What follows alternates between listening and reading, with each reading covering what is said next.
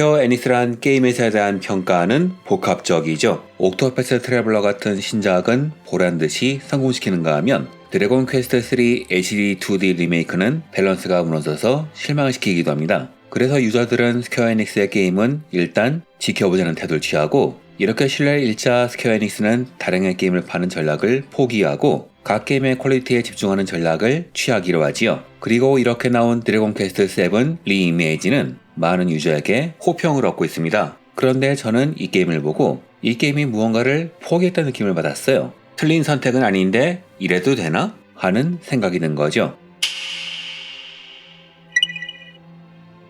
스퀘어 에닉스는 다양한 장르의 게임을 발매하긴 하지만 유저들에겐 JRPG 제작사, 즉 일본식 RPG 전문 회사로 인식되고 있습니다. 이유는 JRPG 명가인 스퀘어 에닉스가 합병한 회사이기 때문이며, 합병 후에도 주력 장르는 일본식 RPG, 바로 JRPG이기 때문이죠. 그런데 이 JRPG라는 장르, 저보고 설명하라면 한때는 콘솔 게임계의 꽃과 같은 장르였지만 지금은 급변하는 기술적 환경과 소비자의 패턴 변화로 인해 구시대의 유물로 전락할 위기에 처해 있다고 말하겠습니다. 이를 설명하기 위해선 JRPG의 탄생 배경을 돌아볼 필요가 있죠. JRPG란 장르의 시작은 호리 유지가 만든 드래곤 퀘스트였습니다. 당시 일본 내에서 인기 있던 위저들이란 게임을 일본 내 시장 상황에 맞춰 재해석해낸 이 작품은 이후 일본의 국민 RPG 게임으로 성장하게 되었고, 이게 인기를 얻자 진 여신전생 등 여러 RPG가 드래곤 퀘스트를 모델로 삼아 제작되었습니다. 왜 JRPG는 인기를 얻은 것일까요? 이건 한국과 일본의 상황이 조금씩 다른데요. 공통되는 부분부터 살펴보자면 첫 번째는 장르적 특성입니다. PC가 주력이었던 해외와는 달리 일본에선 가정용 콘솔이 대세였는데 1992년 스트리트 파이터 2가 슈퍼 패미컴으로 이식되기 전까지 액션 게임의 중심은 아케이드였죠. 물론 패미컴의 이 시작도 감각은 훌륭히 이식했지만 비주얼적으로는 부족했으며 고사양 게임을 이식하는 것은 거의 불가능했습니다.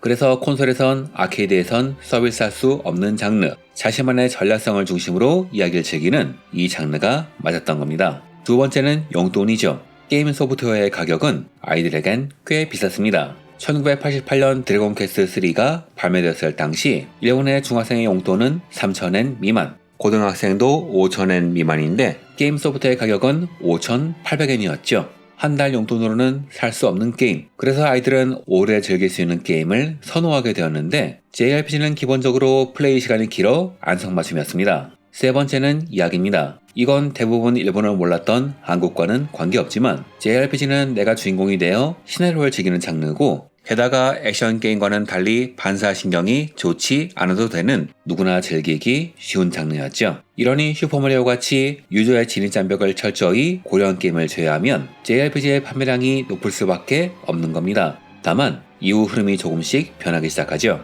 위저들이 기반의 JRPG인 드래곤 퀘스트를 이기 위해서 스퀘어는 나사르 자벨린이라고 하는 천재 프로그래머의 도움으로 비주얼이 강화된 파이널 판타지란 JRPG를 만듭니다. 이후 드래곤 퀘스트가 턴제 포맷만을 추구하는 보스업 게임으로, 그리고 라이벌인 파이널 판타지는 부분적 리얼타임이 도입된 비주얼 중심의 게임으로 성장하지요.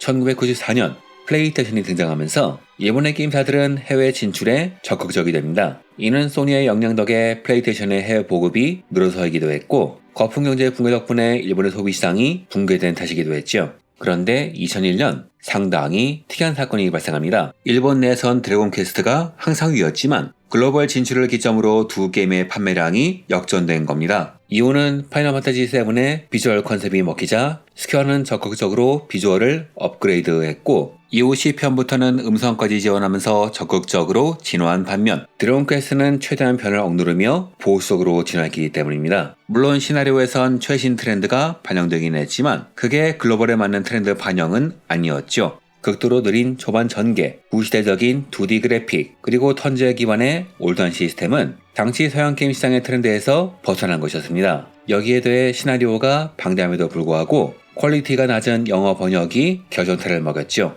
하지만 근본적인 원인은 따로 있었습니다. 말하는 용자에게 플레이어를 투영하는 텍스트 위주의 드래곤 퀘스트보다는 시네마틱 드라마를 캐릭터가 주도하는 파이널 판타지가 글로벌 트렌드에 더 맞았다는 겁니다. 이는 발매 시기의 영향도 있었는데요. 미국 시장에서 드래곤 퀘스트 7이 출시된 지 불과 2달 뒤인 2001년 12월에 파이널 판타지 10이 출시되면서 드래곤 퀘스트는 서구권 유저들에게 낙후된 기술의 산물로 찍혀버렸죠. 이 실패로 인해 애닉스는 북미 지사를 폐쇄했고 드래곤 퀘스트는 내수용 게임에 머물러 버렸습니다. 결국 이는 드래곤 퀘스트 8의 비주얼이 대폭 강화되는 이유가 되죠. 그런데 이후 세월이 흐르면서 드래곤 퀘스트는 다른 문제에 직면하게 됩니다. 일본 내 트렌드에서도 조금씩 벗어나기 시작한 것이죠.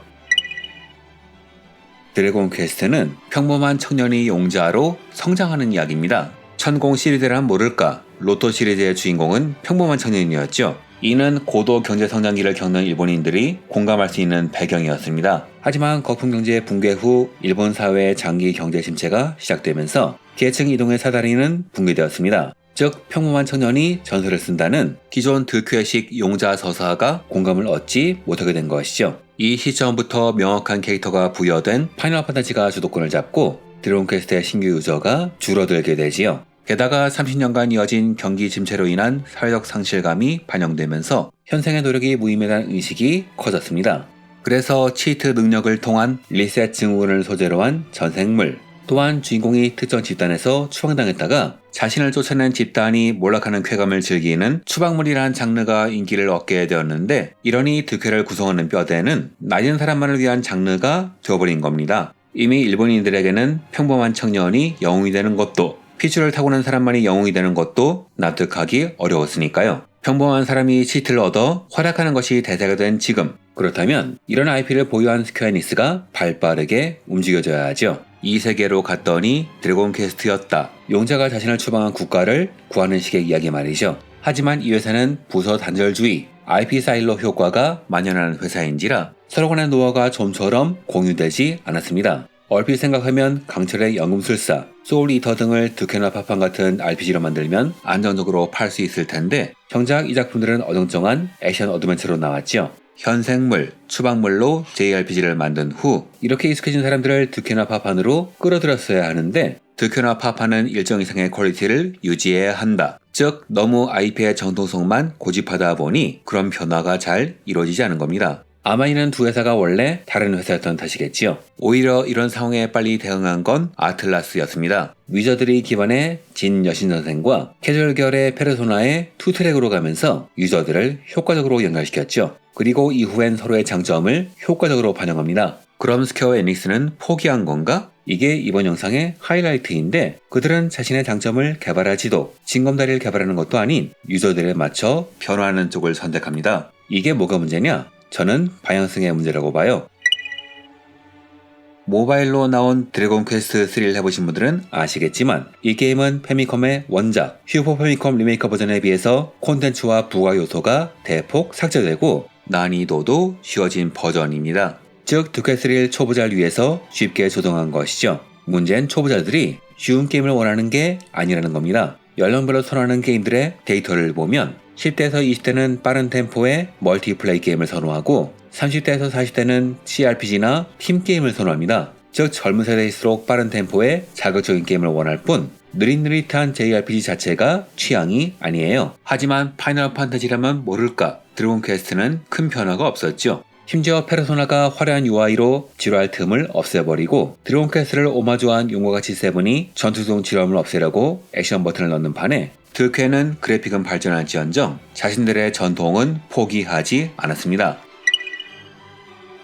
그리고 이런 혼란은 득회의 방향성을 뒤흔들어 놓지요. 이번 작품인 드래곤 퀘스트 7 리이메이지는 이런 스퀘어닉스의 갈등이 잘 드러나는 작품입니다. 저 개인적으로는 방향성이 틀린 건 아닌데 JRPG 팬으로서는 의문점이 생길 수밖에 없는 작품이라고 생각해요. 제가 가진 의문은 무엇이냐? 첫 번째는 특성에 관한 의문입니다. 요즘 세대에게는 득회 자체의 느린 템포는 맞지가 않습니다. 아니 나이 든 사람도 이젠 진득하게 게임을 할 여유가 없죠. 그래서 이번엔 속도와 난이도를 세세하게 조정 가능합니다. 내게 불편한 부분은 가볍게 넘길 수 있죠. 문제는 득회는 그냥 힘으로 싸우는 게임이 아니라 특기와 보조 마법으로 열쇠를 극복해 난관을 극복하는 게임이죠. 그렇지 않으면 보스를 이길 수 없거나 혹은 던전 중반에 MP가 떨어져서 난감한 상황이 되죠. 이런 전략적 밸런싱을 제일 잘하는 JRPG가 바로 득회였는데 이번 작품에선 이런 밸런싱이 무의미해져 버린 겁니다. 두 번째는 원작의 포기입니다. 이 게임은 진행 자체도 단순화되어 있습니다. 퍼즐을 간소화하고 직업 시스템도 조정해서 플레이 시간이 100시간에서 40시간에서 50시간으로 줄어들어 버렸죠. 물론 이동의 편의성, 아이템의 위치를 알려주는 기능은 환영하지만 원작의 이벤트가 빠진 것은 개인적으로 납득하기 어렵습니다.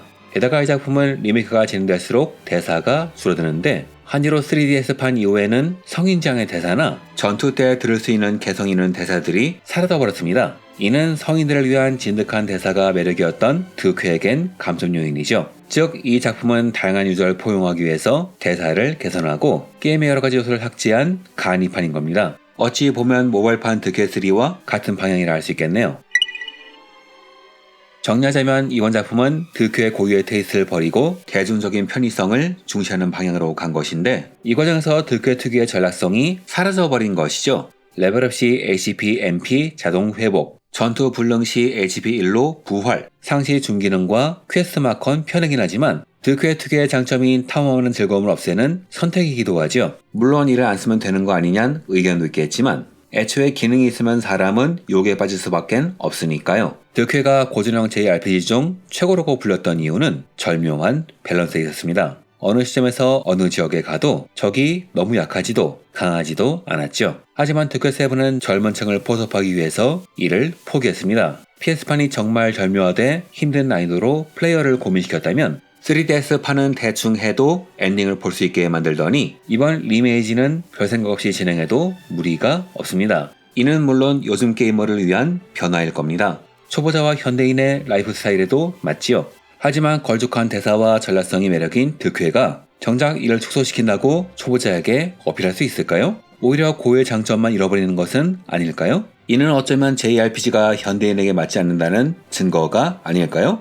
그래서 이번 작품은 제겐 참 복잡한 작품입니다. 체험판을 했을 때는 덜 건 덜어내고 남길 것은 남긴 모험적인 리메이크가 됐는데 후반에 가면서 원작과는 달리 전략성이 사라지기 시작하지요. 분명히 할만한 게임인 건 맞는데 조정된 난이도도 재미는 있는데 원작을 두 번이나 클리어한 제겐 매력이 빠진 심심한 게임이에요. 물론 게임을 마니아만 위해서만 만들면 안 되겠죠. 다만 바꾸려면 아예 시나리오를 현대에 맞춰 어레인지하거나 그것도 아니면 아틀라스처럼 별도의 파생작을 만드는 게 낫다고 봅니다. 하지만 스퀘어 에닉스는 방향성을 찾지 못한 것 같아요. 옥토퍼스 트래블러는 2편부터는 좀 쉬워지나 싶더니 제로에 들어서면서 코어 JRPG 팬을 위한 게임이 되는가 하면 상당히 코어했던 7편은 여러가지 편의 장치를 거쳐서 누구나 쉽게 즐길 수 있는 게임이 되어버렸죠. 최근 스퀘어 에닉스는 양보다 질을 내세우며 라인업을 정리하고 있지만 실제 결과물은 모험적인 신작보다는 기존 IP의 리메이크를 안전하게 다듬는 방향에 더 가깝습니다. 드래곤 퀘스트 7 리이메이진의 과도한 안전장치와 편의 위주 설계는 이 회사가 지금 어디에 우선순위를 둘지 고민함을 보여준다. 저는 그렇게 생각합니다. 그래서 저는 이 작품을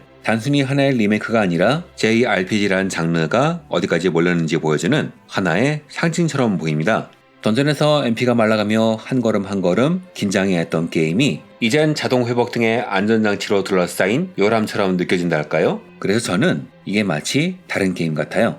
물론 글로벌 경쟁력을 확보하기 위해선 과거의 영광에 안주하면 안 되겠죠. 끊임없이 변화하는 게 맞기는 맞는데 그게 서사구조를 바꾸면서 전략성을 강화하는 게 아니라 연출의 템포를 바꾸면서 스피디하게 가는 게 아니라 오히려 구시대의 서사구조는 유지하면서 전략성만 떨어뜨리는 것이라면 이게 과연 매력이 있을까 하는 생각이 드네요. 이번 영상은 여기서 마치겠습니다. 감사합니다.